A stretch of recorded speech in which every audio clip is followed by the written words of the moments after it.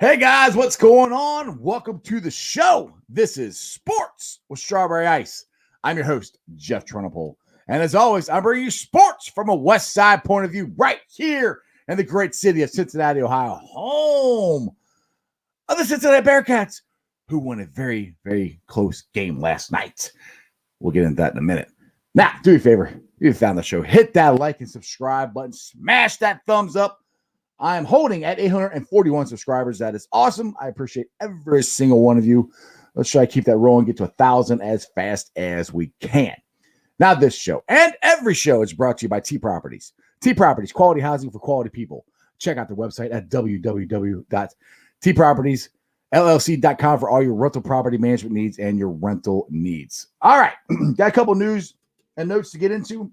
First, the Reds made it official. The Reds will welcome fans back to GABP. The attendance is up to 30% capacity to start the 2021 season. So that's approximately 14,000 people. So the only time that really affects the attendance, I think, is opening day. Opening day, we sell out. After that, we really don't sell out. So 14,000 people, that's probably about an average attendance, maybe a little less. So I think we're going to be able to social distance and be fine. So go get your tickets. Opening day is on. I don't know about the parade or any of that stuff, but baseball season is going to start. Now, like I said at the beginning of the show, the Bearcats won a close one last night versus Tulsa, 70-69. Keith Williams led the Bearcats with 24 points, 6 assists, 4 rebounds, and 2 blocks.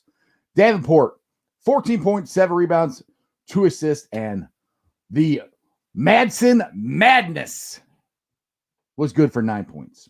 Now, if you got to see the end of the game, the Bearcats did what we love. They played defense. Jeremiah Davenport stole the ball, made a layup with 12 seconds left to lift Cincinnati to the win. UC is back to 500. They're 8-8.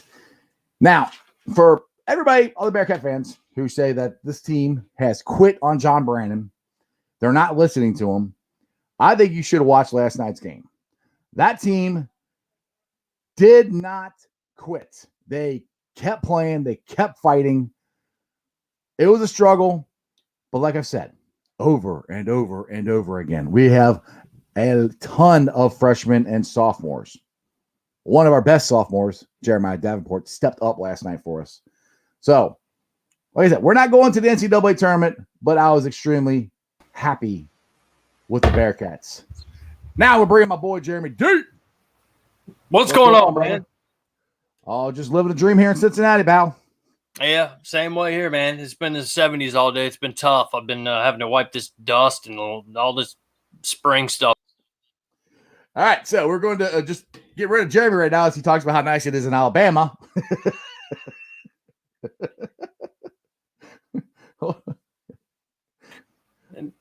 Oh, here I am again. And anyway, oh my God! Okay. I didn't realize I was off. Are you gonna be nice now? 70s, girl. Dude, it was in the 50s here. It felt like 70s. Dude, hey, I knew it couldn't be that much of a difference today. I mean, it was in the 70s, pretty good in the sun here. So I was thinking it had to be at least 50s in Cincinnati. Yeah, it was like 50. People are walking around in shorts and t-shirts, you know.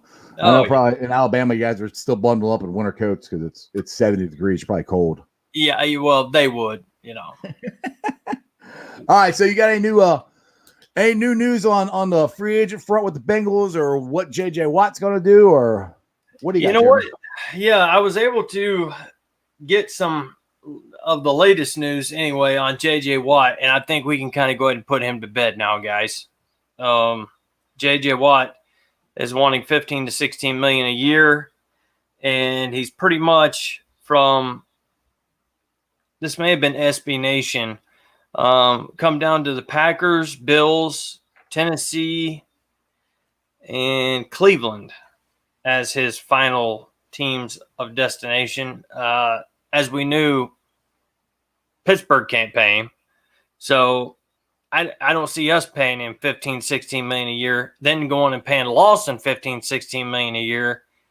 and then there's half your cap on two guys. I didn't see it happening anyway.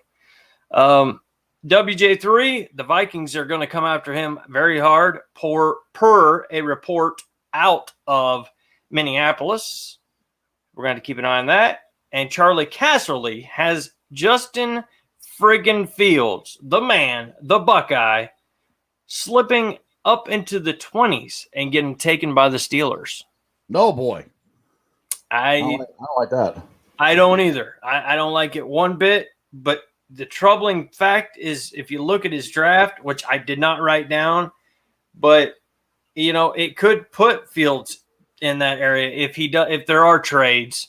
Well, that's the thing is if the Houston Texans do something, which I think would be completely idiotic, and trade Deshaun Watson to the Jets, that's gonna mess things up for the Bengals. I think as far as either getting Sewell or Chase or whatever they want to do. Yep. It'll change a lot of stuff. I cannot see the Texans doing that. I think that's because I don't understand why Deshaun Watson would want to go to the Jets. It's even worse situation than he's in now. So, but getting back to if Fields gets drafted by the Steelers, it would be like I kind of liked Roethlisberger when he's at Miami. He's at Miami of Ohio. That was kind of cool. Right. Instantly started disliking him when he went to the Squealers. And that's pretty much what will happen with me and Fields. I mean, I like Fields. You go to the Squealers, I'm instantly going to dislike you. Yep. So I will stop rooting for him. I hope that doesn't happen. Willie J3, he getting some run for the Minnesota Vikings. The thing is, the Bengals, what I think the Bengals need to do is they're going to get, if they don't tag him or Lawson, they're most likely going to get into a bidding war. Do you still think that would you overpay for Lawson and Willie J3? And by how much would you overpay for him? And because I think there's two positions that I am willing to overpay for. And they're ones that, they're free agents from other teams, right. the tackle and the guard. Mm-hmm. I'm willing to, I thought we'd be able to get Lawson for $10 million. It might be closer to 15. But if you look at the cap hit, I was listening to the Cincy Jungle podcast last night, and they had a really good capologist on there. And he explained it, I think, the best way that I've ever heard it is the Bengals can offer him all this money, but if they do it with a bonus, and that's the only guaranteed part of the contract that the Bengals give, that's just a hit for this year, and it doesn't linger till next year. And that's what the Bengals did a lot on their contracts last year. So I guess that's getting to my point. I think they can outbid or try to outbid players to keep Willie J3, to keep Lawson, but they have to be smart about it. And the players will like it because they get their that bonus money is guaranteed. So They can't take that away from them. It's a straight out cash here. We'll give you $20 million to sign or whatever, and that's theirs. And the other way you look at it too is they don't guarantee the contract, but if they're giving them $20 million to sign, they're not going to cut them. So that first year of the contract is guaranteed basically too, without it actually being on paper. Exactly. So that's where I think the Bengals have a very good shot of outbidding teams because we have so much extra money. Well, I don't say extra money, but cap space where you can put it on the bonus. Also, you can put not as much on the first year, but the player is he's guaranteed to get all that money. So that's where I think the Bengals have an advantage over other teams as far as trying to sign free agents and trying to keep their own. Yeah, you know what? I feel about the same way. I think with Watt, he's just so far out there money. Watt, I'm not paying him $15 million. I'm just at the end of the day, you can even say, well, look, okay, he's wanting 15, 16 million. Well, somebody may give him that due to what he's done in the past. But from what he's done in the last really 2 years, that isn't $15, $16 million play to me. Right. But then you switch it over to Carl Lawson, like you were saying, and you ask yourself, okay, well, if we can't get a deal done with him, we're going to be paying him $15 to $16 million a year. And I would rather do that because he's 25 years old He's younger. He's going to be here long. He's already been in the system. And the thing is, too, we are all banging the drum for the offensive line. And this is, I don't remember which podcast I heard this on, but this is I think it might have been James Rapine, actually, on he brought this up on his podcast with Tony Pike, where he said, or Pike brought it up. I can't remember. But anyway. Tony Pike being ex-quarterback for the Bearcats? Yes. Yep. Oh! The one same. There you go. Not bad for a Buckeye fan. That's right. But what they were saying is, and I think this is a very good thing that the Bengals will do, is Kansas City Chiefs. The first couple years, they were pretty much all in on their offense. They got their offensive line, they got their weapons, they did all that. And once they got Patrick Mahomes going and everything, then they really concentrate on the defense. I think that's what the Bengals could do and should do this year. We got to keep Lawson, we got to keep Lil J3. Those two we have to keep.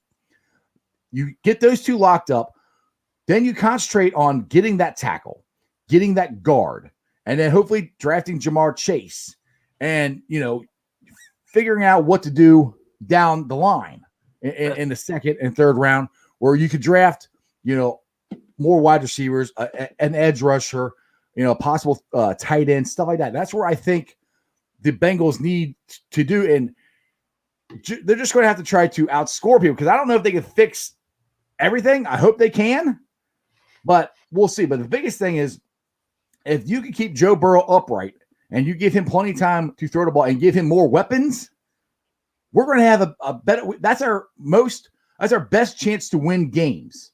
The longer Joe Burrow and the offense is on the field, and the longer the other team's offense is on the bench, we're controlling the clock. We're going to win most of those games, and that's what Kansas City Chiefs did for the first couple of years. And then they got to the playoffs, and it's a different game. You got to have defense and all that stuff. Which I'm not saying neglect the defense at all, but I'm just saying I can see the Bengals' vision as being offensive first. Keep our own players, fix the offense. You know what? I agree, man. I mean, I think we've got to keep WJ3 100%, and I believe we've got to keep Lawson, and we got to give them a deal, 3-5 years, whatever. They give us a little hometown discount because we brought them into the league, and that's normally what players do, especially when they become part of a city. Like they are with Cincinnati. The thing that gets me though is this here. And this is another report from SB Nation. But one of their writers thinks that the Bengals should move out of the first round completely. Mm-hmm. Completely move out of the first round. Let me get his quote on here. He says, as fun as it may be for fans to daydream about bringing in somebody like even Sewell or Jamar Chase, the team is not one or two starters away from title contention. You can trade the number 5, go out of the first round, and end up with, I believe he said, from the number 5 choice into a half dozen or so choices in the top 100. So even I can see where he's getting at. I love, like you were always talking about, stacking the talent, building the talent. Right. But it's not a guarantee to me. Right. And the thing is, at number 5, if you have a chance to get a guy like Jamar Chase, it's like James Rapine was saying the other day, he's a generational talent. Exactly. You don't just pass that. And Sewell might be a generational talent. I don't know. I would rather, like I said, $1 million rather than fix it through free agency, fix the line that way. And if you look, there's a picture on Twitter somewhere that they had a picture of Jamar Chase and right next to Devontae Smith. Dude, Jamar Chase is a man. That dude, compared to him, he is an NFL body. I mean, and it's just, that is a game-changing piece for the Bengals, for the offense. I just keep thinking, if you get, just say, let's get is it Darnell Williams? Is that the guy? One of the free agent tackles? I know there's 2 Williams. One's Trent, and the other one's, I think, Darrell Williams or Darnell. Yeah, Darrell Williams. So you get one of those 2 at tackle, and we all keep saying Tooney. Hopefully we get Tooney at guard. That solidifies the offense line, and you get Jamar Chase. You got Chase. You got Boyd, Higgins, Uzama, Sample. I mean, dude, that will open it up, and Joe Burrow will kill him. And then everybody forgets Joe Mixon has never had a great offensive line. You fix that, that makes it even better. So I want to get to this question that Carson brought up here. I brought up a little bit ago. But if you had a choice, and you had to choose one, who you re-signing, Carl Lawson or William Jackson? I'll go first if you want. Now, I'm taking out of the two, I'm taking Carl Lawson. Because the reason being, Carl Lawson is the only pass rusher that the Bengals have right now. You know, he did get pressure on the quarterback. He didn't sack him as much as we'd like. But the better your pass rush is, the better your secondary is. So you can have Deion Sanders out there, and if they can stand back there for a minute and pick apart your defense, it doesn't matter who your DB is. So to me, the more important position is pass rush. You got to keep him. And they're talking about franchising tagging if they can't come to agreement with him, which I really hope they don't, because it's a big hit on our salary cap this year. It's all the money. All that money is this year on the cap. So hopefully they can work something out and spread it out, because this is a very crucial offseason for the Bengals. They have a lot of money, but they have to be smart with it. Like Keith has said that a lot of times on here. The Bengals aren't always smart with their money. Last year, I really do think they were smart with their money of how they set up the contracts and who they signed, except for, as we always said, the offensive line. But that's a key thing for me. Go ahead. Who would you sign out of the two? I'm with you, but then again, I stand back and I've watched a few of the games from last year, and I'm like, hell, Carl Lawson's in the game. This dude's still standing back there all day long. And rarely was it on WJ3, which, of course, everybody knew he was our best corner, so they were going after LaShawn Sams. They were going after Phillips, Young Bucks. But, to me, if we could get a deal, if we're talking about actual getting a deal done or having to, I don't know, man. That's a tough question. I really, I'd probably have to go with a pass rusher like Carl Lawson. Yeah. But, man, there ain't many quarterbacks. If he does get consistent pressure, it makes it – I mean, it's just the way football works. Yeah. You get consistent pressure, you can have – you don't have to have as good a cornerbacks. If you're, hurrying the quarterback up, which, I mean, the Bengals didn't have consistent pressure. So I'm not saying Carl Lawson – yeah, that's where I'm at. But I mean, you can't – the thing is, you can't lose the one guy you have that does put pressure on him. So hopefully they'll add in the draft and everything. But if you're going between the two, to me, you got to keep Lawson. I want to keep both. I really do think they can keep both. And some team just throws just stupid money at them, and the Bengals are like, all right, we'll just move on. So David has a comment in here. Looks like the Squealers will resign Roethlisberger for another year. Look for a blockbuster trade involving Darnold in March and saying goodbye to Sewell in the draft. Yeah, you never know. But the thing is that if the Jets trade Darnold and they end up taking Sewell, who's their quarterback? I mean, you fix the offensive line. You can get both. Yeah. They can't get both. Nope. I mean, well, unless they drop down and take, the kid from Alabama, or if he drops that far. But I don't know, some people are saying they got Mac. They're saying he might be. Some people are saying he might go higher to Fields now. I'm like, this is what it drives me nuts about the draft. Before the draft, it was Lawrence, it was Fields. Now you got the kid from Alabama, you got the kid from BYU. You got it's like, I don't understand, and we're not even doing the combine this year. So it's just weird of how people jump back and forth, and they're not playing games anymore. It's the Achilles Smith, deal. Right. It's this guy that everybody just comes out and says, oh, he's the best ever. Trust me on this. And then the Bengals fall for it, and he's not the best, and he will never be the best ever. But it's kind of like that to me. It just seems like these guys are coming out of nowhere. Why haven't we seen them all year? At least during halftime, we haven't seen none of these guys. Yeah, Nick. Now I'll left this up there because I know you love Wayne's. But he said I think we were smart except for Wayne's last year. Even before the injury, I didn't like it. I love the Wayne's pick. He said Wayne's is Kirkpatrick without the PI issues. I don't know about that, dude. You're talking about a guy top 10 in the league, man.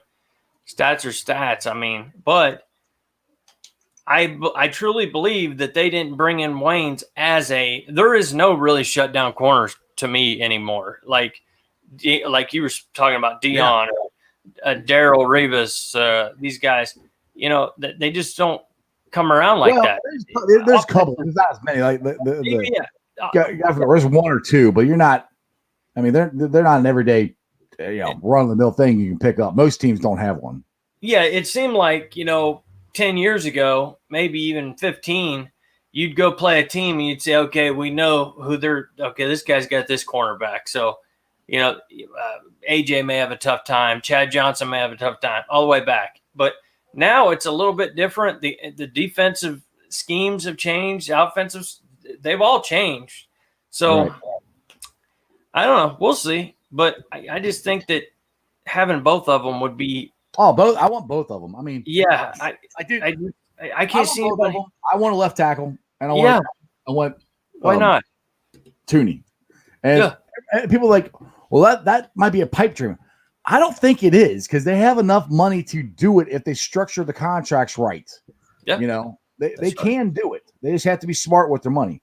Yeah. Now, Nick said to answer the question, give me Lawson, but more important to this team next year. Lose Lawson and you have zero pressure. Exactly. We weren't getting much, but you lose Lawson. He's right. You won't get any. All person you have is Hubbard unless you draft somebody. But I don't, like I said. But see, if you look at it that way, we're screwed then because nothing's going to change. I mean, we're not going to make that. I mean, that's where I'm kind of saying they got to find somebody in the draft. Try to find like Carl Lawson was a third round pick. I mean, you can find these guys. So you got to try to find it in the draft. I don't know if we're going to get. Well, I won't say an edge rusher. We're not going to get Shaq Barrett. We're not going to get JJ Watt. We're not going to get these guys because the more important thing. I know I was talking about what about getting JJ Watt, but JJ Watt is wanting way too much money. I'm not paying him that much money. No, Shaq Barrett's going to want way too much money. We got to get the offensive line fixed. If we get Jamar Chase, that is, like I said, a generational talent that changes the offense completely for the Bengals. But there's still guys that they can get. I wish you brought the guy's name up. He's a inside guy. He got released from the Tennessee Titans. You brought him up last week. He's a guy that they can get and put next to DJ Reader. There's other guys that are going to be cut and released that the Bengals could possibly pick up. So there are other options out there. It's not if we don't sign Lawson, we're screwed. We're not. I mean, it's going to be a big time loss. But we have to try to find guys. I want to say I don't like saying cheaper. Just they got to be smart about the contract. They can get guys to fix the defensive line good enough. But if you have a juggernaut offense, you don't have to have as good a defense. No. Look at the 05 team. The 05 team had a juggernaut offense, and they had a very good defense, but it was a very opportunistic defense. They had a ton of interceptions that year. Right. But it wasn't like we had all pros at every position. We had more all pros on the offense side than we did on the defensive side. So you can win without a great defense. Now, when it comes to getting into the playoffs and all that stuff, you need a really good defense or at least a good defensive scheme. Because let's be honest. The Buccaneers were not known for their defense. Honestly, all year. I mean, they were good defense, don't get me wrong, but not a shutdown Kansas City Chiefs to 0 touchdowns defense. No. That was not expected. They haven't been that in a long time. Yeah, so, I mean, you can get guys can step up. Casey, is that the guy's name? Gerald Casey? Or Newell? I think it's Jarrell, or he might have put in instead of J, but him there he is. Yeah, Jarrell. There you go. Yeah, okay, yeah. Him, Casey, and Quan Short. He's another one out there from Carolina. So, we're not too far. I just keep going back when everybody goes, man, we've got to have Lawson. If we don't have Lawson, there's no pass rush. And I go back and watch some of the games, and I'm going, damn, I'd kind of like to see a pass rush right now. You know, right? They got to get one. Like, you know, there's guys in free agents too. Just don't think we can get the high end guys. There's multiple guys out there that they can get, you know, to fix it. And one thing I do disagree with some people, where they say, like you were saying, what was it? SB Nation said that we need to trade back. We have so many holes in our team. I don't agree with that. I don't. Even with the defense. I mean, put it this way. Like I said, left tackle or right tackle, guard, offensive line is fixed to me. Defense, you get an edge rusher, another edge rusher, Lawson, and somebody come up the middle with DJ. I won't say the defense is fixed, but it's good enough to win with, you know? And then it all comes down to scheme. And that's where I can't stand Armadillo, and I don't trust him. But if he can actually is a good defensive coordinator, we have the talent if we had a better scheme, you know? Yep. It's not like the guys that are on the team are not talented. We have a lot of talent on this team, including the defense. Yep.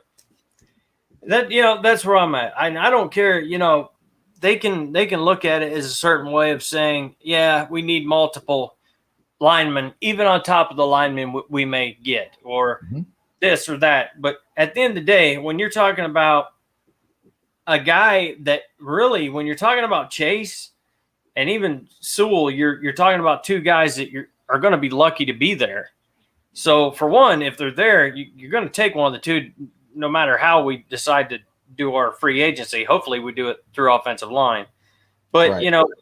If you get 12 picks before the 100th pick out of 244 picks, I mean, that is pretty – it's fun to think about, I guess you could say, but I certainly would not want Chase to still be on the board or Sewell. Well, that's the thing, and that's one thing that James brought up to us. And we've contemplated this. I don't really think this is going to happen. I think one of them is going to be gone. But what if Sewell's there and what if Chase is there? Now, to me, it's pretty easy. If you fix the offensive line in free agency, you're taking Chase. If you didn't, you're taking Sewell. And it's just, that's where you got to fix it. And free agency, it makes the draft a lot easier, more simple. It gives you more moves that you can do. Hey, Nick, I agree with you, brother. He says Lou, and I call him Armadillo, stinks. Yeah, he's horrible. Addicted to dropping ends into cover. Yes. Why would you drop? That's the other thing. He drops Carl Lawson into coverage. I'm like, he would draft Carlos Dunlap in the coverage. Oh, he didn't care. He put Hubbard in coverage. Right. He's the bottom three coordinators I've ever seen. Yeah. Yeah. Nick, I like all year I banged the drum, and that's why I call him Armadillo. I wanted him gone. I wanted him gone more than I wanted Zach gone. I'm still not totally. After the last game of the year, I wanted Zach gone. But I kind of defended him throughout the year. This guy over here wanted Zach gone. Me, I wanted Armadillo gone.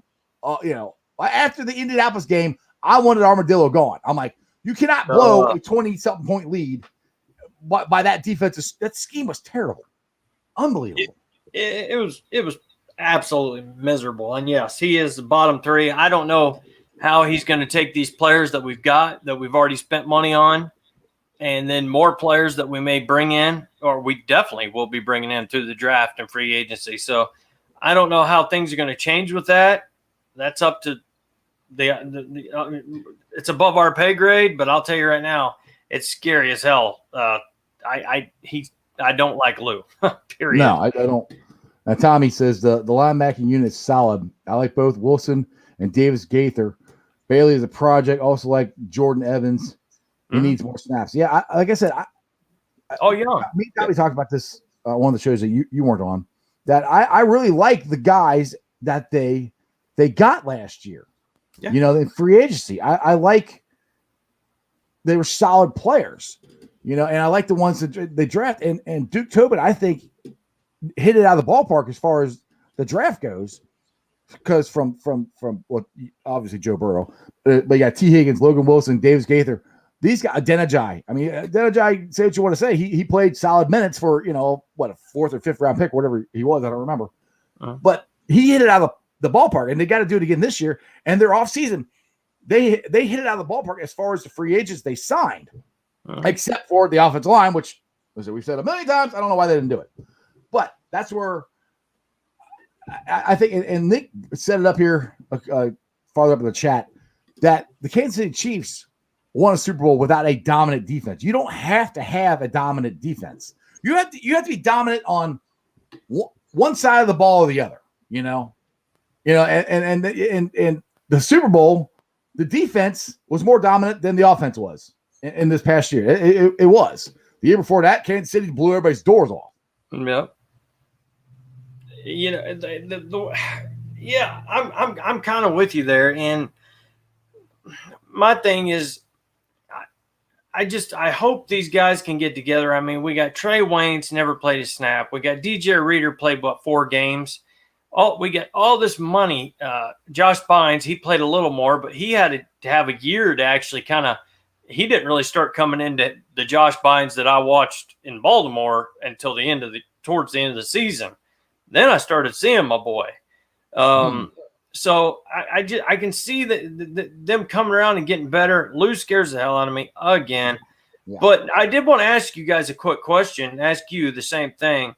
What's up? If Marcus Mariota were out there, or Kilpatrick, right? Or Kirkpatrick. Kirkpatrick was the Bengal. You mean Fitzpatrick? Or Fitzpatrick. My bad. Fitzpatrick or Marcus Mariota.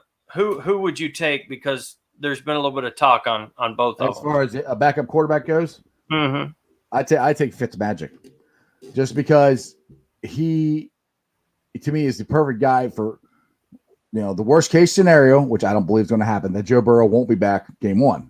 You still think he won't be? I do. I think it will. No, I hope he is. I hope. I'm speaking it into existence, Jeremy. No, go. And Mariota wants to be a starter. So, and that's not going to happen here. So I don't see him coming. Fitzmagic wants to be a starter too, but he's also older and he understands the game. And how many times has he been a starter than not? So that's where I'm like, Fitzpatrick out of the two would be the guy that I would sign as a backup quarterback. Okay. Yeah. I wanted to see what you thought about it. I just heard something about it today. They actually also mentioned if we end up letting Gio go, if LaShawn McCoy would be a suitable replacement. And man, last night I was listening to that. Well, actually, they answered my question. The Cincy Jungle, the capologist, I said, do you think they'll let Gio go? And he said, free up $4 million or whatever, and give it to however much money on top of the cap that we said was releasing the other guys that we've talked about. Right. In his opinion, they're not going to do that because it's, they pay. But the thing is, he said they pay too much money. The Bengals have more money allotted in the running game than most teams do. Mm-hmm. I still think, and I say, I love Gio. I do. He's one of my favorite players, but I still think it's a good idea because, I mean, you can find a guy, not necessarily to do exactly what Gio does, but Piron did good.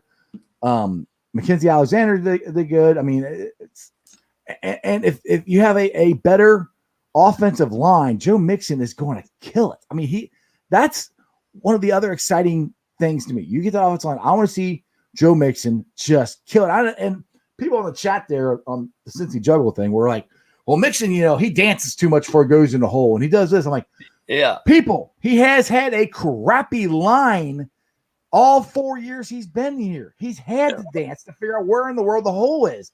Or if there's no hole, you just got to run. So that's where I'm that people like that don't know football.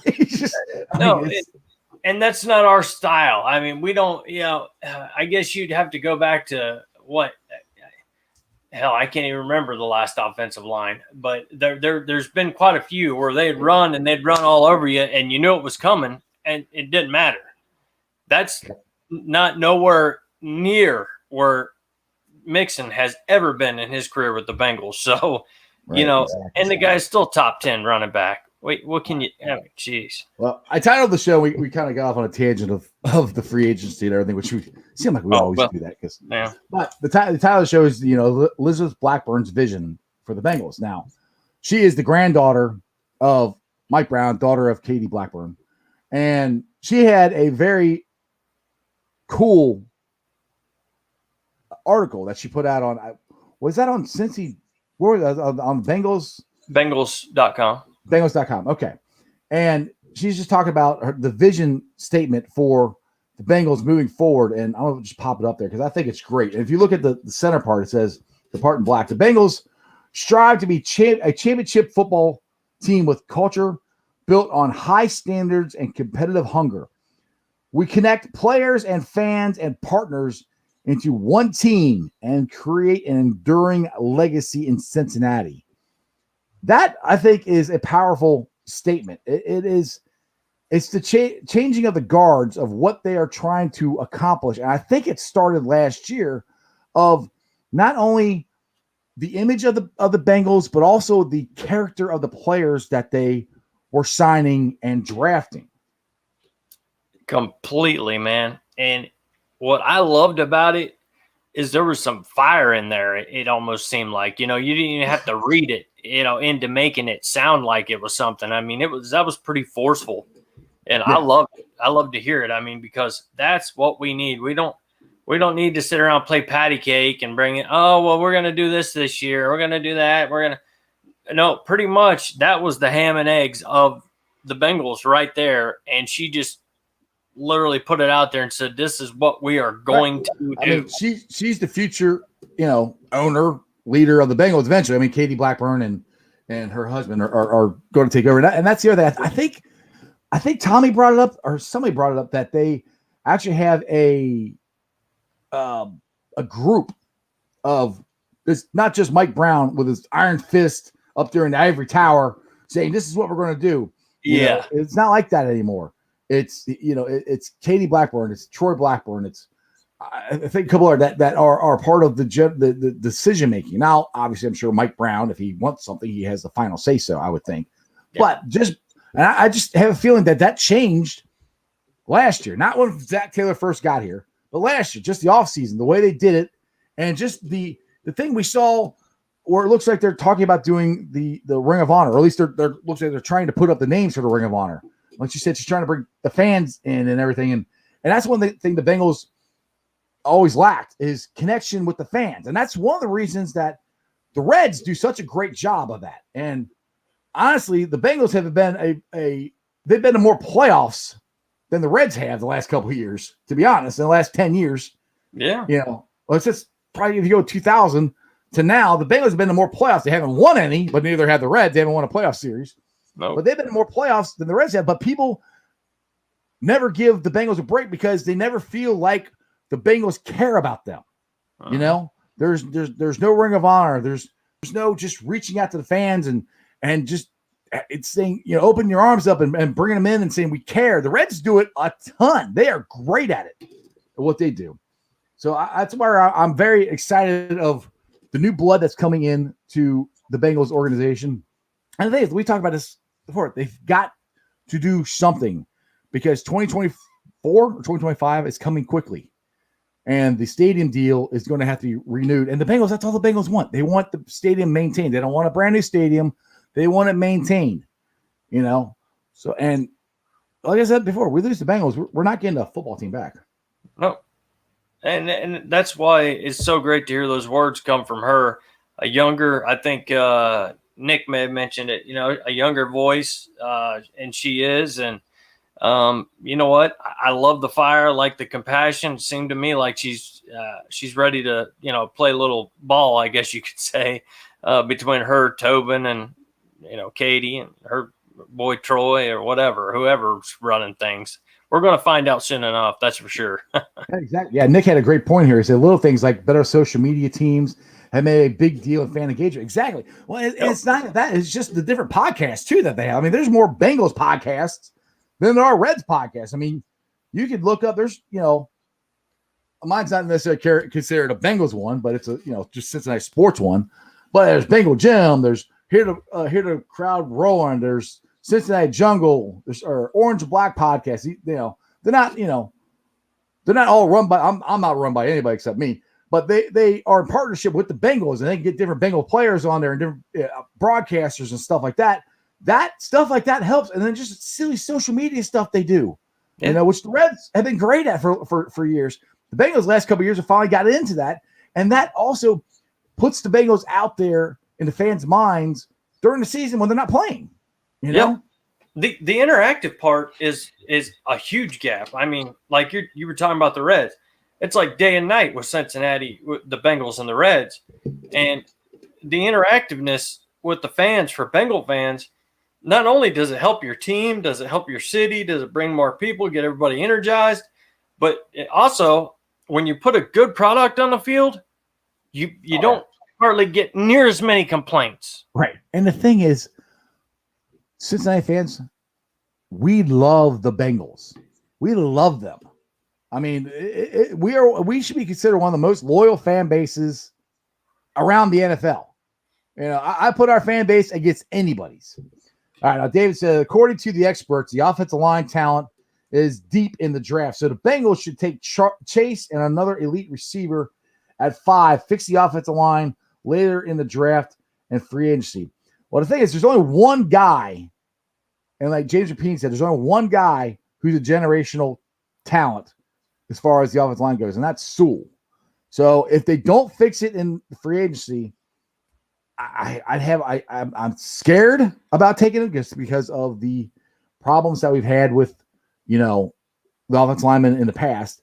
But I don't see how you could pass him up if you don't fix it in free agency. If you do fix it, then I'm taking Jamar Chase all day long. And you can get this draft is high in offensive linemen, wide receivers, and quarterbacks. And there's always running backs you can find. But it's not very good. And that's the thing. That's the one problem with the Bengals this year. There's not a very deep defensive draft.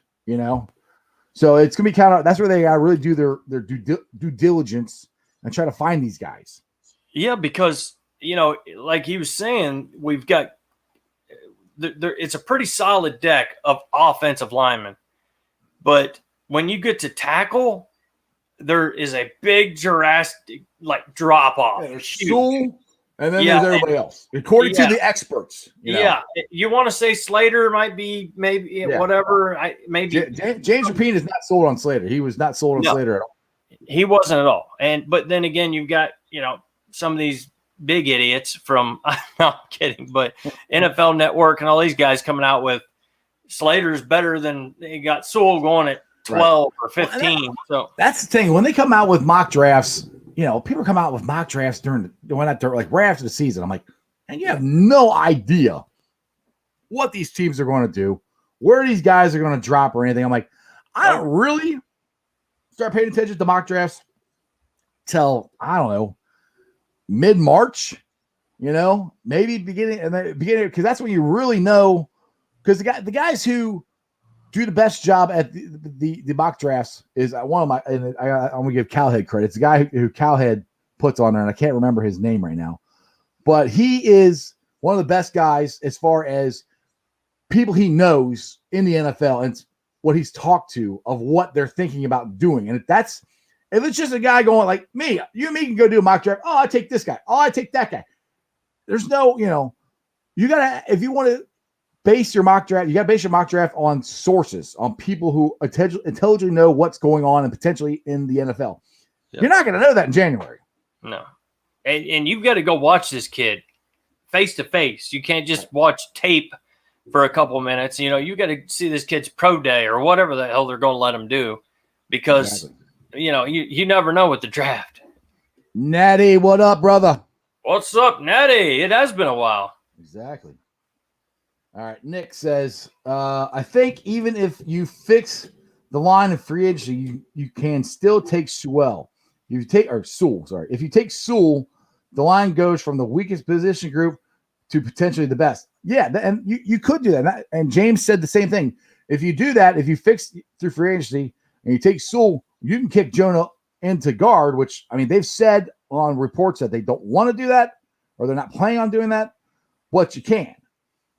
But the thing is, though, is like you could probably get another offensive lineman, not as good as Sewell, but if you've got a solid tackle and a solid guard, you can find another one in the second or third round that you could also plug and play, most likely, in this draft. There are guys out there. So that's where I'm like, if you fix the offensive line through free agency and Jamar is there, I'm taking Chase, dude. I'm taking him.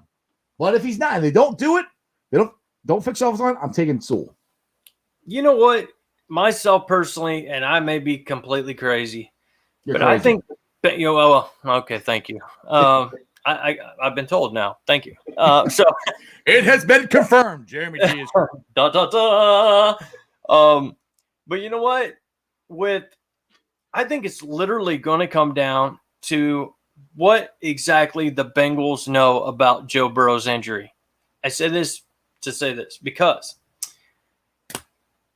if they think Burrow may not be there the first 4-6 games, if they don't think he's completely ready, hasn't had any play, I could almost see him not taking Chase and going with Sewell, like he mentioned, if they're both there, because you're kind of looking down the road. Yeah. But you're looking down the road with them. So I can see them taking him over Chase. But I think if we get him healthy and he's completely healthy, he's going to be back game one no matter what. I think then we lean more towards. Wait. Did you just say he's going to be back game one no matter what? I said if they know that. Oh, okay. I think we're going to take Chase. I mean, wow. Because I'm the one that keeps saying he's going to be back game one no matter what. And you're like, well, hey, I hope he does. I just wish him come out. All I've heard is he's not going to play any preseason games. No, that's not going to happen. Exactly. All right, Damon, you are new to the show. That at least I don't remember you ever commenting before, but welcome to the show, sir. Okay, I agree. Not only focus on the O-line as far as those who will start, but at least work on our depth so that we have added security for Burrow. Look what Cleveland has done. Just my opinion, though, Houday. Yeah, I mean, it's the more you get on the offensive line, it's not a bad thing. No. That's why Super Bowl Nation's got us going back out of the top freaking 20, whatever, just to get more, more fruit on the tree, I guess. So you never know what's going to happen until free agency happens, really. And this is why I say that I don't agree with SB Nation. We're saying that we have multiple holes and we need to trade back. We have holes. We don't have multiple holes. Yeah. One of our biggest holes is Armadillo, our defense corner. And I hope I'm wrong. I pray I'm wrong. But I prayed I was wrong about Bobby Hart, and I wasn't. So I'm hoping Armadillo figure something out. The only thing that I'm kind of like, okay, maybe he will, because they've got more veteran coaches on that defensive side of the ball to hopefully help coach these guys up, and hopefully help Armadillo actually play the 3-4 like he wanted to, Exactly. And if I see him drop, if we just say we for some reason got Shaq Barrett, which I don't think we're going to get him. Just say we got Shaq Barrett, who was dominant in the Super Bowl. If he becomes a Bengal and I saw Armadillo drop him back in coverage, I might drive down to PBS myself and choke him. Or I'll be at the game, so I might go up to the stand. I hope you got I hope you got gas, bro. I'm like, but I can totally see him doing something stupid like that. That's like, oh my goodness. All right. Now, let me ask you this. I did hear a quick little rumor, and it's not a huge deal, but it's still, they're talking about maybe having a little reunion 1-year deal with Tyler Eifert to come in behind. Yeah, I did hear something about that. And I mean, I wouldn't, I'm not paying him a ton of money because he didn't do anything in Jacksonville. I wouldn't mind it. I mean, he's the last year he was here, he did a little bit. I mean, it'd be worth, taking a chance on it and see. I mean, like I said, that wouldn't be anything. I wouldn't worry about him until after June, July. That'd be something down the line. Like we said, Mike Daniels in June. And that's the other thing. Bengals we're still signing people all the way up till training camp. That's one thing you never heard them do last year. So, Eifert, like I said, he's injury prone. And when I say sign him, I'm not saying sign him, make him the starter. No, make him he's the third tight end. Yeah. CJ Zama is ahead of him, along with Sample. Damon, I agree with you. Yeah, I would not. He said too many injuries, but I'm just saying he's worth a flyer and worth as your third or whatever. That'll depend on if they pick up a tight end in the offseason or in the draft too, because that's a possibility too. It doesn't even matter. And most likely, if Eifert came here for a year, we'd probably give him $5 million. You know what I mean? So I don't. I'm not giving the league minimum. Well, but I think it literally wouldn't even have a blip on our radar. But I don't see it being a bad thing for Uzama and Sample to have Eifert to kind of listen to. And right, exactly. Dude, that's where Uzama learned from. He learned from Eifert. Yeah. Damon says, I understand we had many injuries on the defense, but that Houston game was horrible for our defense. There were 400 yards rushing against us. Yeah. Well, Damon, the game that I always bring up is the Indy game. That's the one that really, really just irked me. We were up by, I want to say 24 points. And how many times did we see the tight end, the wide receiver, running right over the wide middle of the field and nobody touched them? And they kept doing it over and over and over again. And I'm sitting there going, Armadillo, what are you doing? And that's the other thing too, Mike. Damon said we had a lot of injuries. We had a lot of injuries, and most of them were on the defensive side of the ball. So that's another thing, because we didn't even get to see a full season of DJ Reader. No, and you know what? I'm with him. That Houston game, I'm with you too. The Colts game, I could actually go back to game 1, but it's unbelievable how bad we played. And for me, it's kind of hard. I'll be honest with you. To sit here and talk about paying Carl Lawson that kind of money, especially if we don't get a deal done with him, paying him like $15 million, that taking a cap hit just like that worries me, because I remember watching Carl Lawson all year last year, and I just did not see $15 million worth of play on the field. The reason he's getting that is because the Pro Football Focus, where he created the opportunities for sacks. And that's where I want to keep him, but I also want to get other guys who he's creating it. They're actually sacking, we need that, which again, Hubbard got hurt. DJ Reader got hurt. Gino was never the same. Mike Daniels got hurt. So if these guys didn't get hurt, it might have been different. I don't know. And I'm not trying to make excuses. I'm just speaking facts. They got hurt. Yeah, well, and they did, and you're right. But in our division, they're going to play Lamar Jackson for a long time. They're going to play Baker Mayfield for a long time. And even though I can't stand Mayfield, he's a little squirrely dude too. I mean, he can get out of a pinch like Joe freaking Burrow.